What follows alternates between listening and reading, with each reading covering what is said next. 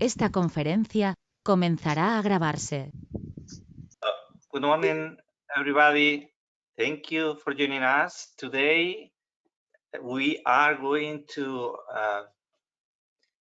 swim deeply, I hope, in the reality of the Swedish cluster landscape that for sure is extremely powerful, and it can be of great benefit for all of us to improve or deepen our linkages with your country, with Sweden. Okay, so thank you very much, Ola, for organizing this session. Okay, and also for moderating it. I'm just doing the introduction, and thank you for to all the speakers: Daniel Kromman from Region Scan, Daniel Halber from, sorry for the pronunciation, Til Berket, sorry, okay, and Ola Westin from Mobile Heights. Thank you very much, and without any other introduction, Ola, the floor is yours. Thank you so much, Antonio, and thank you for the opportunity to present the Swedish cluster landscape this morning. I think I can, Nina, if you give me the presentation rights, or Antonio, we can just kick it off. To whom? To you? Yes.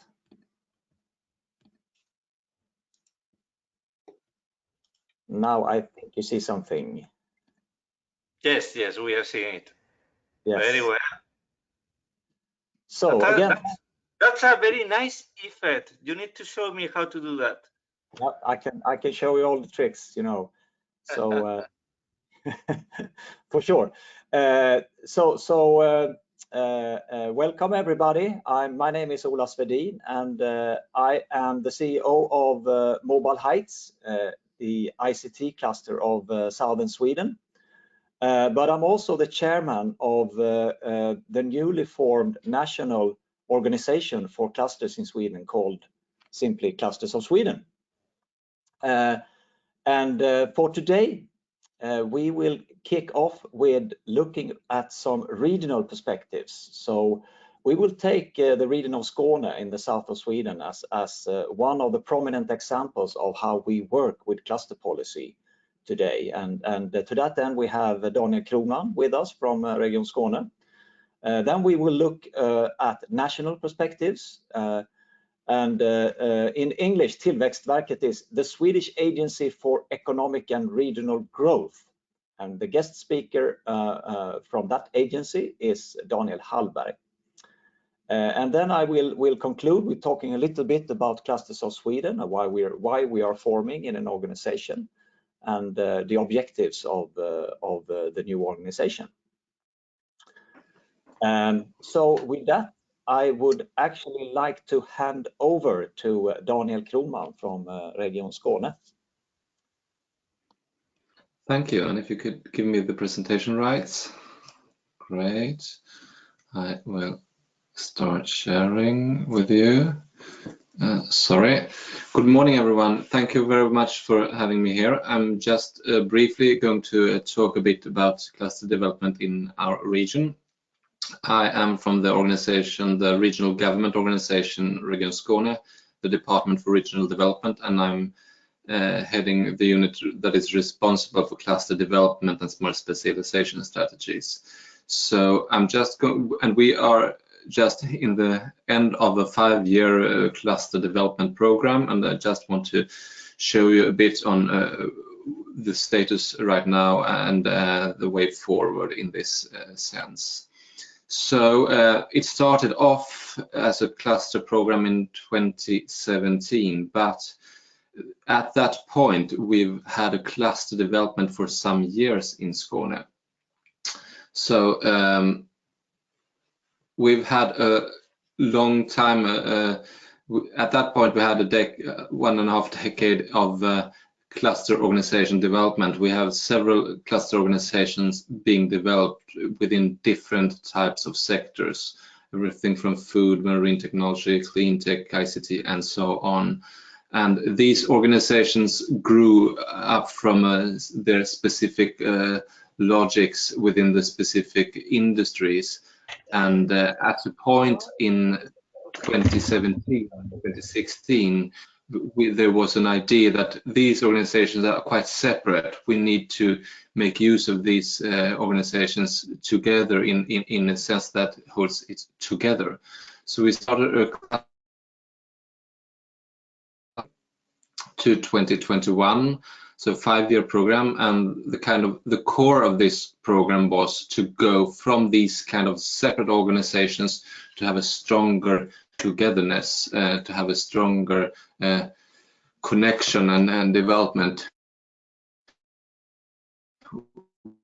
with it. And the core was to increase these organizations' capacity to stimulate innovation and work with open innovation, internationalization, and so on. And it was also about mutual learning and development between the organizations. So we had kind of an mutual part of this program. The program sets a goal in different areas on how to learn and develop within specific areas. One was to have this cluster certification. That was an important part. And others, so some parts were directed inwards on the inward and mutual development. Other parts were directed externally on how to focus on open innovation, collaboration with universities, and so on. So there was quite a strong direction in this program. And connected to this, it was a 5-year base funding, which in regional political areas in Sweden is quite long-term funding. It is, we don't have, the financing is not so big because we don't have so much regional government money, but there is still, from our point of view, is still significant. So the point here, it was long term, so we could have stable development with a clear focus. And we are now in the end of this program, and it has been very good to develop these organizations jointly. Together we can see clear results and to reaching these goals. So both the long term and the clear goals are quite important, was quite important in this program. What we are looking at now is how to proceed with this, how to make use, how can we take the next step taking off from this program. And what has happened in this period is that we have a new smart specialization strategy since 2019. And the point here is the development has gone from what we say, we have 13 areas, 10 cluster organizations and 3 specialization areas, to now 6 areas. And we are also going from to have a separate cluster policy program and a separate smart specialization program to now have a more integrated policy to combine both cluster policy and smart specialization policy. This is what we've been working with the past years, and integrate the cluster organization in as a specific motor in the smart specialization work. And to illustrate this, go from 13 to 6 areas, I just want to show this picture. You have the cluster organizations and their example of their companies in 10 circles here, and in the center we have the previous smart specialization, 3 areas that kind of we had in a separate policy track. What we are doing now is to integrate these, as I mentioned, and just to show you an example of this. Our smart specialization in Skåne now, that is agreed upon between the companies, universities, and the public sector, is within 6 specific areas, and there are of course sub areas within these. What we do now is to not only look at the cluster organization, but look at the whole ecosystem. How can the ecosystem in every these 6 parts of 6 sectors and areas, how is the ecosystem constructed? What are the obstacles for innovation, and how can the cluster organizations contribute to that? So talking about ecosystem, we are looking into every 6 areas right now to see on what are the actors in the areas, not only looking at clusters, but all intermediaries, all authorities, companies, and so on. And what functions are these actors working with? Do they, what are the issues that we need to address? Is it about market creation, resource mobilization, and so on? So we are looking into this ecosystem in every 6 areas and seeing how can the cluster organizations contribute. We cannot only look at the organizations as such, but we need to look at them in a context as well. That is the next step we are working on right now, and to take the cluster policy and smart specialization policy to the next level. So I only have 10 minutes, so I kept my presentation quite short. So if there are any questions, or Ola, if you want me to contribute with something more, please let me know. Thank you so much, Daniel. And I know you have to drop out at 9 o'clock. So actually, I think we can take a few questions if there are any already. But maybe I can kick off with a question to you, Daniel. I know you speak for the region of Skåne only, but I will anyway. I would like you to comment on how does Skåne, the region of Skåne, work with clusters compared to other regions in Sweden? Would you say that Skåne is in the forefront, or are you lagging behind, or how do you rate yourself? Well, first of all, it depends on how you define a cluster. A cluster organization as a concept we have been working with for a very long time. As mentioned, I think we are quite in the forefront. We have had several experts from our organization in several European platforms as well. So we've been working a long time with cluster development, and if you compare to other regions in Sweden, they have been working similar, but maybe they don't call it cluster development. They work maybe with connecting to science parks. Science park have a different role in other regions in Sweden. For example, the west part of Sweden around Gothenburg, where we have science park with that is not only a placeholder, but it's also working with contents and doing the same functions as cluster. And that is why we are talking more and more about what function is needed in an ecosystem and which actors are doing what in that. So our role is to take the overall grip. And in that sense, we are also a bit early. We know that our innovation agency in Sweden is starting up these kind of ecosystem analysis as well. And so this is upcoming in Sweden. So in that sense, we are a bit forerunners as well. Thank you, Daniel, for that insight into the south of Sweden, where Skåne is located. Yes, hello. Any more questions? Yes, I would have a question. Good morning, Daniel. Thank you very much for your presentation. I was wondering, I'm from the ECCP, the Cluster Collaboration Platform. I was wondering how the integrated policy is basically helping you compared to a non-integrated policy, or how not helping you individually, of course, but the clusters. Can you see already what has been the impact of it?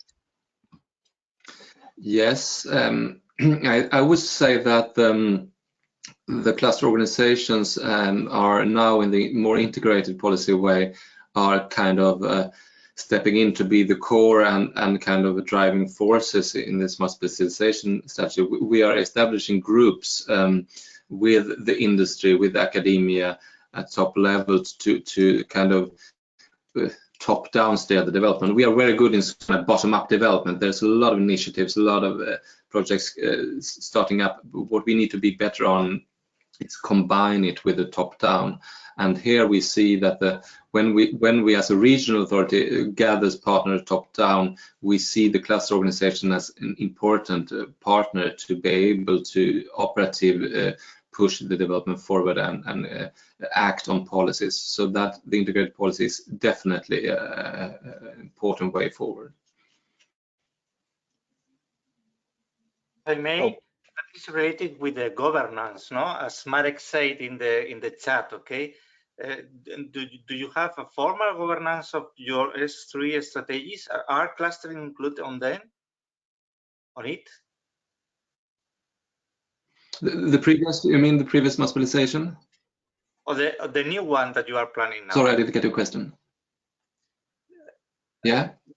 Yes, it's related to the governance of the new one. Yes, yes. Are clusters included Exactly. on that governance?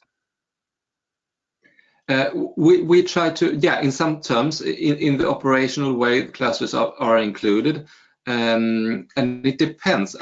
There's a problem talking about cluster as organizations to compare to cluster and cluster organization in a comprehensive way, because there are big differences, and that's why we are talking about these more specialization areas. In some terms, in some areas, cluster organizations are really well anchored and really well important in the operation and also governance. In others, they are not, because they are maybe too focused or too niched and so on. So we need to, we can't compare all areas and all organizations, but in general terms, the cluster organizations are involved where they have the capacity. They are involved in the governance as well. Thank you very much. Okay. I'd like to make a question, very short. I put in the chat. That is the Swedish model, as we know, and it is very famous. The Swedish model makes or tries to make a commitment between economic competitiveness and welfare state. How do you see the role of clusters and special divisions on this strategy? Well, the cluster organizations are, of course, important organizations in pushing the economical growth. What we've been focusing on lately is to be able to manage the welfare state. We need to have a sustainable economic growth. And that is the connections, that is kind of the starting point that we make in the new strategy. In the way forward, we need to have a sustainable emphasis on sustainable economic growth that it can deliver on a welfare state. And that's why we have made a shift that in the new smart specialization policy, innovation in itself is not the goal. Innovation is the tool to focus on increased productivity. So productivity of the companies is the goal that we are steering towards, and trying to find what are the obstacles for increased productivity in companies. And in that terms, we are, of course, in big collaborations with the cluster organization on how they can contribute to that goal, and thus contribute to the long-term welfare state. Okay, I think we have a question from Marek as well in the chat. Do you want to take it verbally, Marek? Yes, but I think Antonio, it's exactly about governance, and Daniel tried to respond to this. Is it formalized in any way? And in governance, we are talking as well about design and not only implementation. So it's not only operational, but in strategic choices are clusters involved. So I think if you can develop it further, Daniel, we will be happy. Yeah. As you know, the governance of smart specialization is one of the enabling conditions in the European Regional Development Fund, and I think clusters can play a really pivotal role in integrating top-down, bottom-up, regional, national.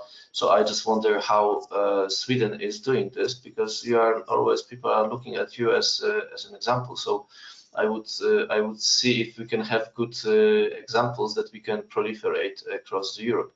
Thanks. That's very good. Actually, before we had quite a long discussion on governance in the early stage of this new smart specialization strategy. So we have the comparative analysis where we compared Skåne to the Basque Country, to Eindhoven, to southern Denmark, and we saw some areas where we were weak, and then we had a discussion on how to strengthen the governance. We have several measures. So we had a big focus on that. I could present that at a specific time. But main point is you need to take a starting point in the specific context where you are. We imported, so to say, some ideas from Basque Country, some from Eindhoven, but you can't kind of import everything straight up. And so we started off with what are our weaknesses, and what we see is that we have a good strength in, as I mentioned, bottom-up development, but what we have is kind of not as strong strength in the companies helping in policy development and regional collaboration in the same terms as other regions do. So that's why we needed to strengthen the governance. And so we have this Research Innovation Council in Skåne with the companies, with the politicians, with the academia, and we started actually building 6 new groups, 1 in each specialization area. And in that group, some of the cluster organizations participate, not all of them, some of them participate.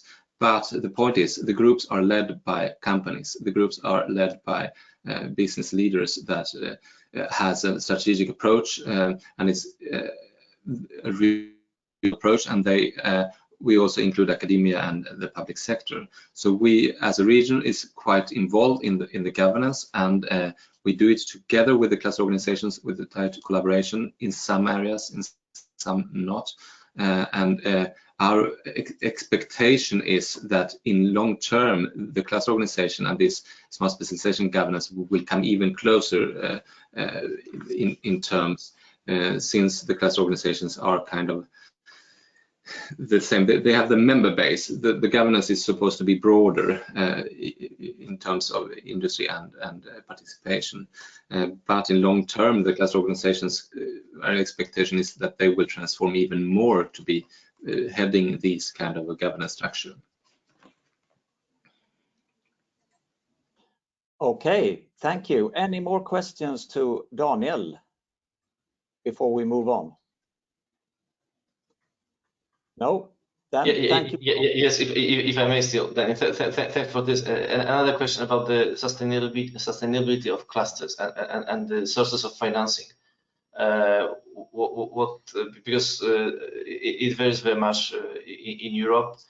Some clusters which can be living without public funding because they are living on fees or other services and they, on one spectrum, and on other spectrum the clusters of cluster organizations, I mean, which can only live with public funding.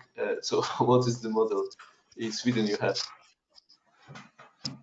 Thank you. Maybe I can answer more on that, but I can just shortly say that we let, since their cluster organizations are quite different, we'll let that decision to the cluster organization boards to decide. And my point is that we understand that the is needed for long-term financing of these organizations. That could vary over time and could be done in different terms, in more competitive ways and so on. The point is, since we don't have so much public money in southern Sweden, we need to focus and prioritize, and that is always complicated. And what we set up 2 factors in the specialization study that are important, and that is strong organizations.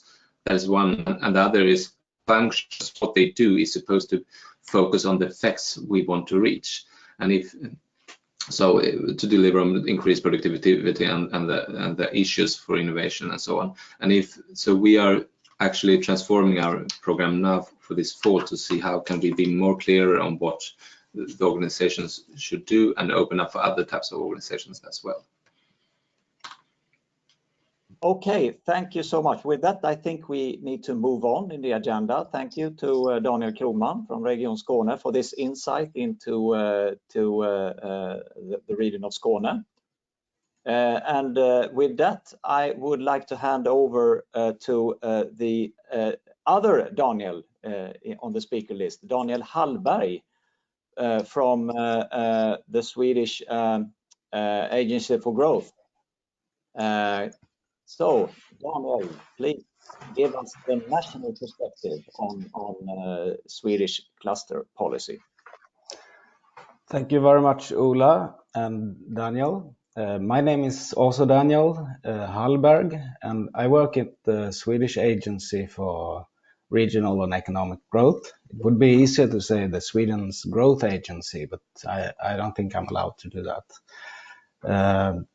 Tillväxtverket is a government agency under the Ministry of Enterprise and Innovation, and we're also the managing authority for European Development Fund. And specifically, I work with the clusters, smart specialization, and financing. And today I've been asked to say just a little bit something about the Swedish cluster landscape from a national perspective. And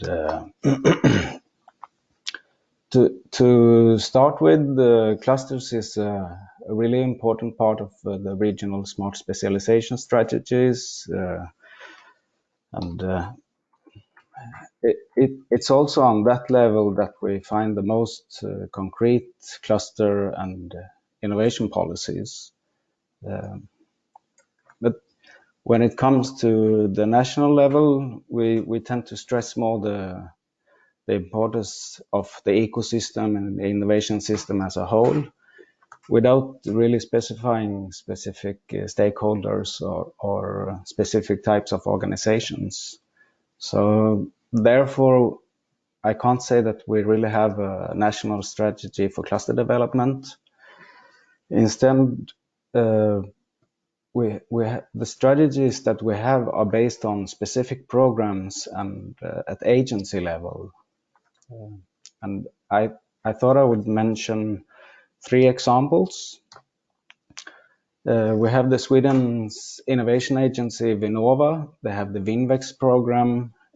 They tend to focus on innovation hubs from national approach, national stakeholders with national relevance. It's a simplification, but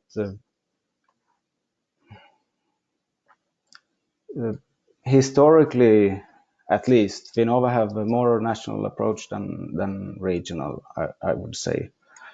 And then we have Tillväxtverket, we have the S3 pilot, and we also have the national EU program focusing on cross-cluster collaboration. We tend to focus more on business-oriented clusters. We tend to have more regional approach, regional relevance. Daniel talked about smart specialization, and that's also the core in the initiatives from Tillväxtverket. This is also a bit of a simplification, as the participants in Winvex, Vinnova's program, somewhat also are relevant in Tillväxtverket's programs. So it's a bit collaboration in between there. And some points about the S3 pilot, as it is the reason for what I'm here, for why I'm here today. The initiative works with 21 prioritized regional clusters in S3 strategies. We started out 2018 with the benchmarking and bronze label ESCA certification. And some areas of improvement that stood out was there could be more lifelong learning for the cluster management. There's a lack of internationalization, both of the cluster and the members. And quite a large dependency on public funding as well. And from that, we put out a goal, quite ambitious, skilled cluster leaders and cluster management with international relations, competence and a great capacity to promote growth in Swedish companies. And I would say that we really have skilled cluster leaders. We can still do more with international relations, but as a result, this fall, about half of the members are continuing with the silver level certification.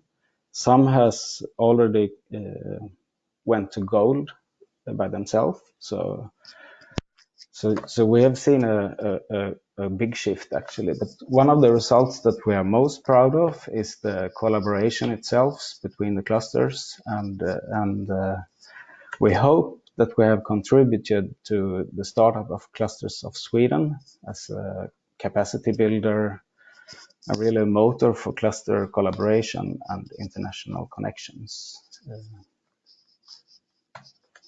Oops, sorry. And I know that the team in this network is really about resilience,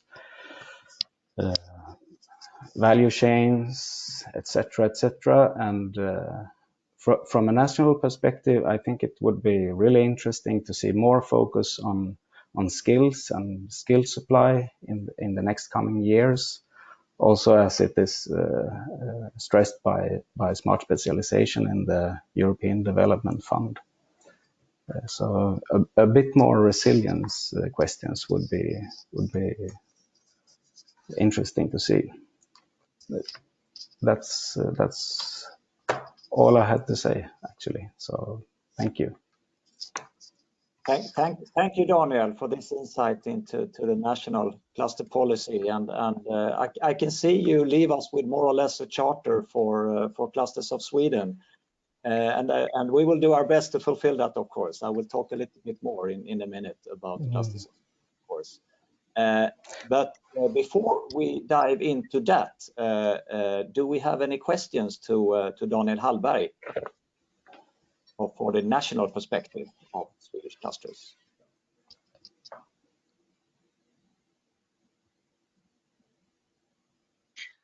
Yes, I see that we are sharing many of the current priorities at European level. For example, we are making a strong investment now on developing skills, especially on the digital side, okay, across Europe, okay. So my question is, do you have a specific registry for the Swedish clusters at national level or not?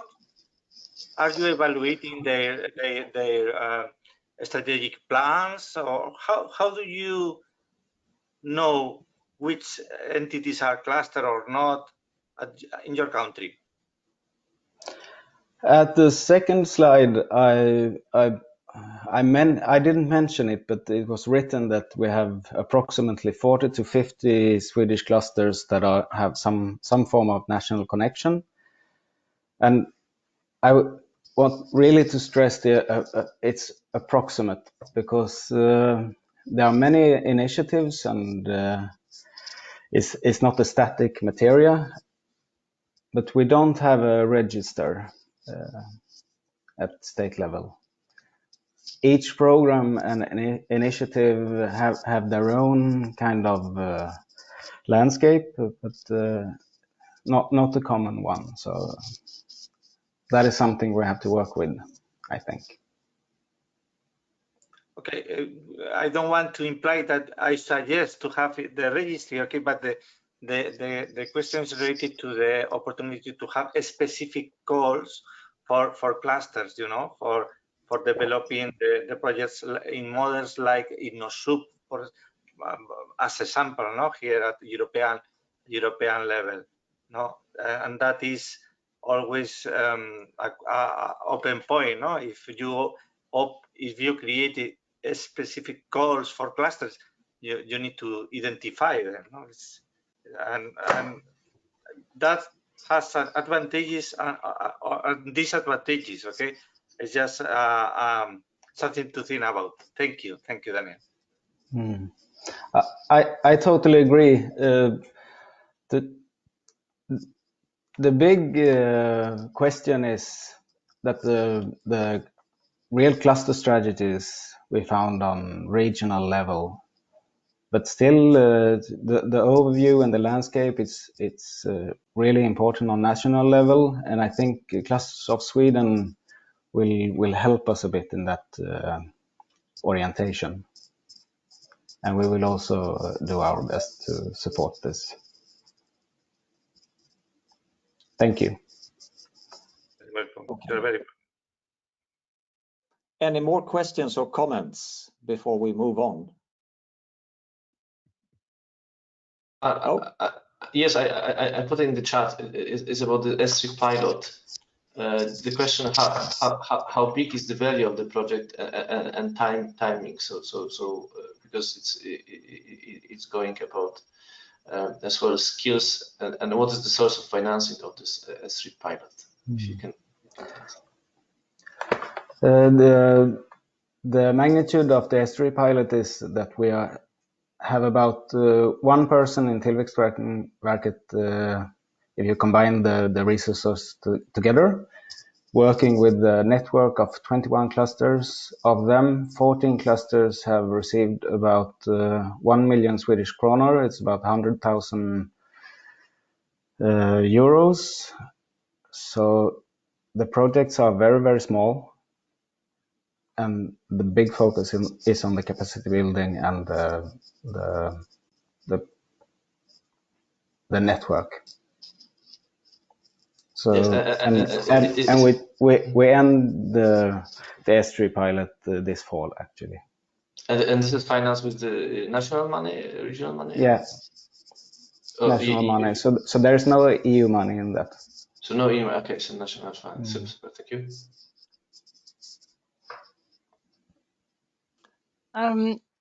Yes, good morning. I would have another question. So how do you operationalize this lifelong learning? And do you do that nationally or regionally?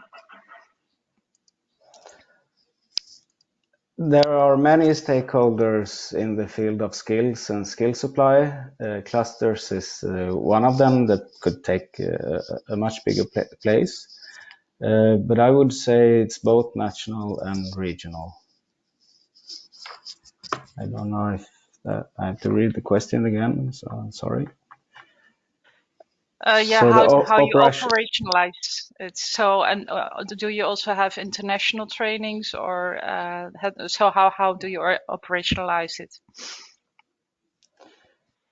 We had only national trainings in the S3 pilot, but the lifelong learning question at regional level, there is regional platforms of collaboration for skills and skill supply. Mm-hmm. The question is difficult to answer, I would say, in an easy manner, as it's so many stakeholders. Yeah. Now, I'm also asking because the ECCP is also organizing webinars, and we also have a list of training providers. So it's also always good to know what would be helpful for you. We have used Swedish consultants mostly, but also international examples from cluster managers and program officers. Yeah. Okay. Thank you. Thank you. Okay. If there are no more questions, let's move on in the agenda. And again, thank you very much to Daniel Hallberg from, I call you the Swedish Growth Agency. It's easier. It's easier. So thank you. And with that, we move on to look at Clusters of Sweden. It has been mentioned a couple of times and by our previous speakers. And I think I will talk a little bit of why did we take this initiative and form this organization. And I think the answer, the key is really what has been mentioned here already. As Daniel Hallberg mentioned, there is no official cluster policy on national level. In fact, there is no strategy defined long-term strategy as of today. And I think what we, the founders of Clusters of Sweden, what we realized was that we need to work together and push the development of a strategy on national level as well. I think that is the long-term strategy, because we see that collaborating on national level is very successful in other member states in the EU. So we saw the need to form an initiative that works for representing and being a voice for Swedish clusters in national and international contexts. The goal is to facilitate the collaboration and knowledge exchange between Swedish cluster organizations, but also to form better connections on an international or say European level at least. We also wanted to facilitate the cluster development process in Sweden in a more organized manner. And we also want to support the formation of new Swedish cluster organizations, as well as strengthening the clusters and the innovation networks that we have already today by increasing their capacity and efficiency. So we have a number of objectives that we want to address with Clusters of Sweden. But I think, you know, to summarize it very briefly, we support Swedish cluster organizations and innovation networks. That is what we want to do with Clusters of Sweden.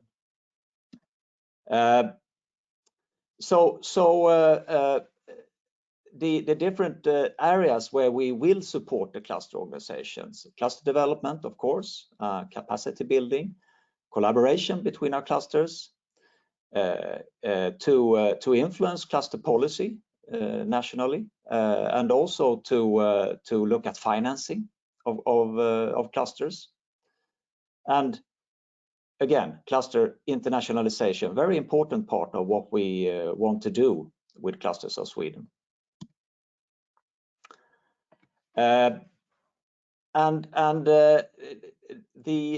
What we have found out the last couple of years, we as founders of Clusters of Sweden, we have found out that sometimes there is a lack of a natural and neutral bridge between policymakers, business, academia, the different support systems, and industry. We see a need to talk a little bit more like a unified voice, and not, you know, just representing one specific sector in one part of Sweden, but to have a common message when we speak to the national agencies as well. So our shared interests are cluster growth, joint projects, funding opportunities, best practices, certification support, that is labeling of clusters will be is and will be a quite important part of what we will support our clusters with. We want to be this common voice, as mentioned: national policy making, European cluster initiatives, international projects, international alliances, and to really set cluster development goals for our participating cluster organizations. And the emphasis, of course, is on building relationships and networks.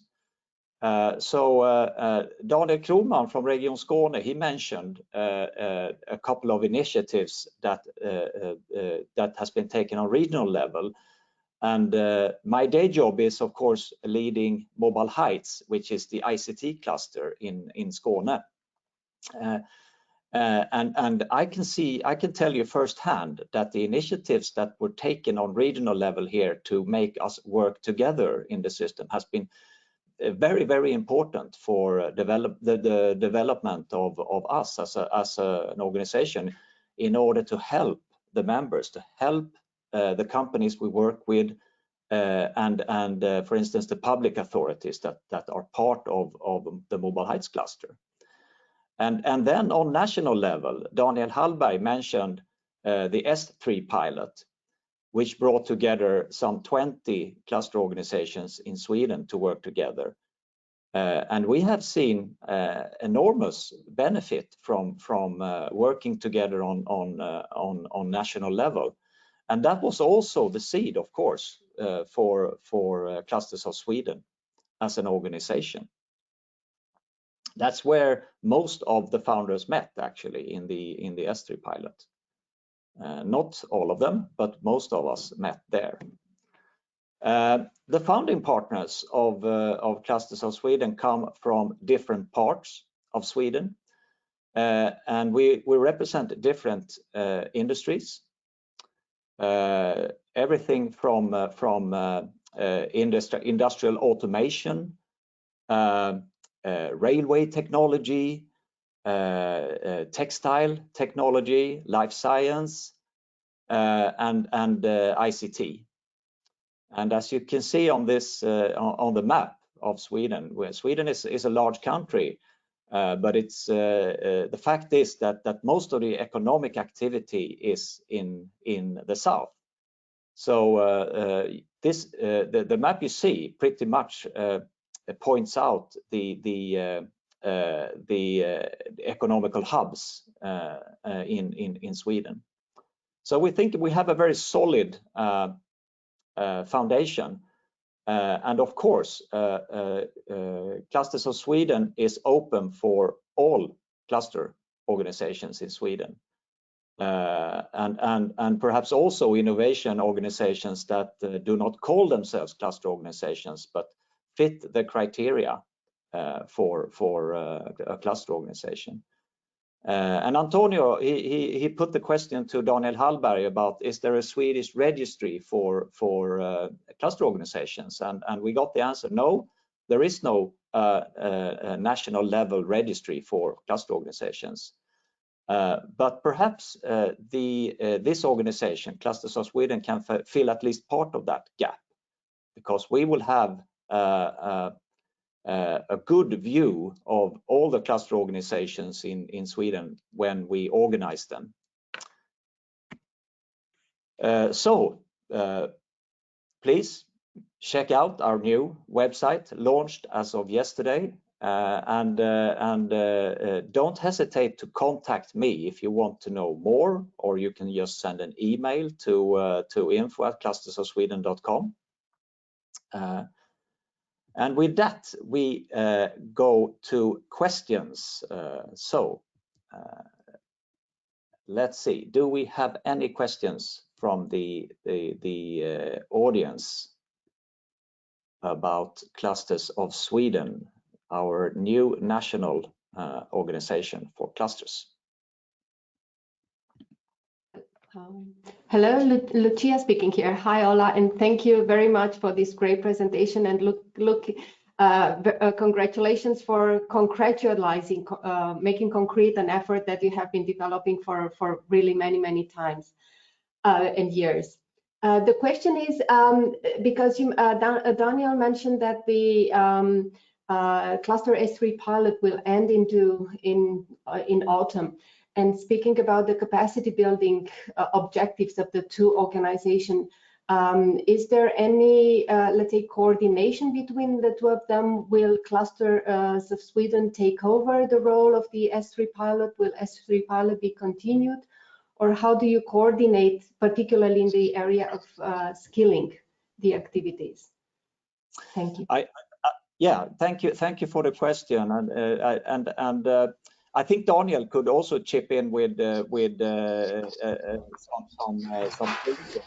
For sure, we are coordinating this with the S3 pilot, and our objective is to fill the shoes of that initiative, at least partly, and we do have the support of the growth agency. And I don't know, Daniel, if you're still online, do you want to comment on this as well? Yes, it's true we end the S3 pilot this fall, but we still have ambitious ambitions to continue the networking and capacity building and the cluster collaboration. In what form, I cannot specify right now, but we have the European Development Fund and the quite ambitious national program in the next program period, focusing mainly on cross-cluster collaboration.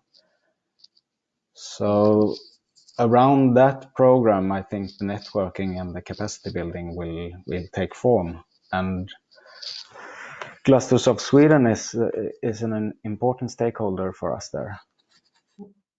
Congratulations again. Thank you. So thank you for that. We have a question in the chat from Adrian Brown. Adrian, do you want to say it yourself? Yes, hello. Yeah, thank you very much. Thank you very much to all presenters today. It's very insightful. I'm actually based in Finland, so it's very interesting to hear about what's going on in Sweden.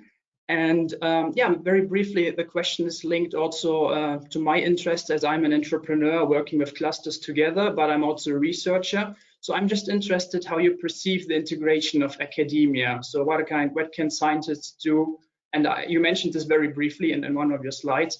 But so where are still maybe obstacles, and what is already working fine in the collaboration and integration of academic research results into the clusters? I think this collaboration is meaningful, and I'm interested to hear a little more. Thank you a lot. Okay, great question, Adrian. And I in my day job, I work with the ICT cluster Mobile Heights. So really what I can point to is when it comes to detailed examples of how we work, it's from that cluster.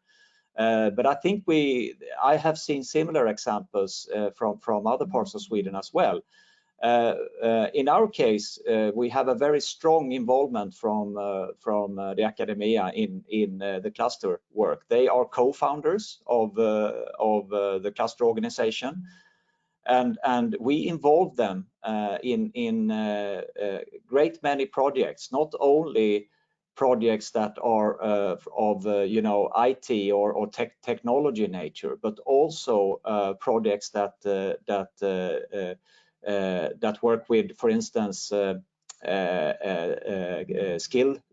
building skills, capacity, and looking at social aspects of technology, projects of that nature.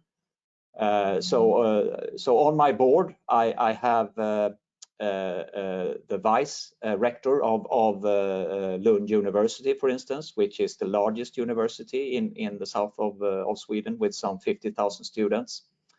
So I think we have a very strong connection. I know for sure that many of the other cluster organizations in Sweden either are based or sprung out of the academia, but also those who aren't, they have a very strong connection to academia.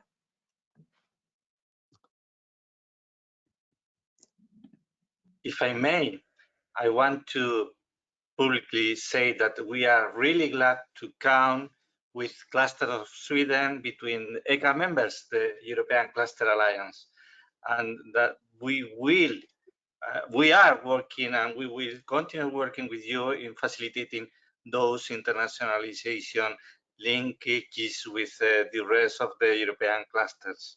So congratulations for the work that you are doing, Ola and your team, and for the new website and all the advancement that you are doing on this field. And we are looking forward for the new opportunities that the European funds will publish across the next months, years, the next generation fund, and all the single market program actions that we knew about past Tuesday.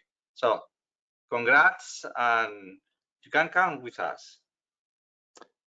Thank you very much, Antonio, and we look very much forward to working on a European level going forward. So let's see, I'm looking at the chat here. So we have a question from Natasha Sivevska, the textile cluster, and she's asking what the organization activities are in the field of internationalization. And I think part of the answer was just given by the comment from Antonio, that we will of course work on a European level within European Clusters Alliance and other bodies, but we will also facilitate the contacts between cluster organizations on a European level. So we want to be the hub to reach out to Swedish cluster organizations to help out with that as well. And then I think we have a question from Marek as well. Do you have examples of cluster organizations in Sweden where members are financial intermediaries and or skills and training providers? Yes, of course, we have many such examples. I can mention one example in the south of Sweden that is going on right now when it comes to skills and training. It's a project called CoSkill, and it's a European Social Fund funded project that is helping companies recover after the pandemic with skills and to help the workforce to perhaps get new knowledge so they can perhaps change roles in the workforce, or perhaps increase their efficiency in their current positions. So that is a 3-year program where we provide free training for SMEs, for the employees of the SMEs. That is one such examples, and there are many more where we as cluster organizations, I think we work quite similarly to the rest of the European cluster organizations here. It's just that we haven't perhaps been talking with one voice on European level so far. I think we have a quite similar approach in at least many regions in Sweden to this. So I think we are nearing the end of the session. So perhaps if there is one final question, otherwise I would hand over to Antonio to conclude. Yeah, I think that's it then. Thank you again to Antonio and Nina at European Clusters Alliance for providing us this opportunity to talk about the Swedish cluster landscape, and I hope I will see many of you soon in other meetings and circumstances. Thank you. Antonio, please. Thanks to all of you. It has been a extremely interesting session. I forgot to say at the beginning that we are recording it and we will share it in our channels and also in the channels of the European Cluster Collaboration Platform. You have some recommendations, very important to be looking at the funding and tender portal. Okay, you have the link in the chat. We will have many new calls across the next months, and it will be very important to be able to create a strong consortia, and for sure your clusters, the Swedish clusters, can be an important critical part of those consortia. The question is, we need to organize ourselves near every field. Okay, we are covering all the economic fields, and especially also on skilling. We are now building some proposals for the Erasmus Plus program. Okay, so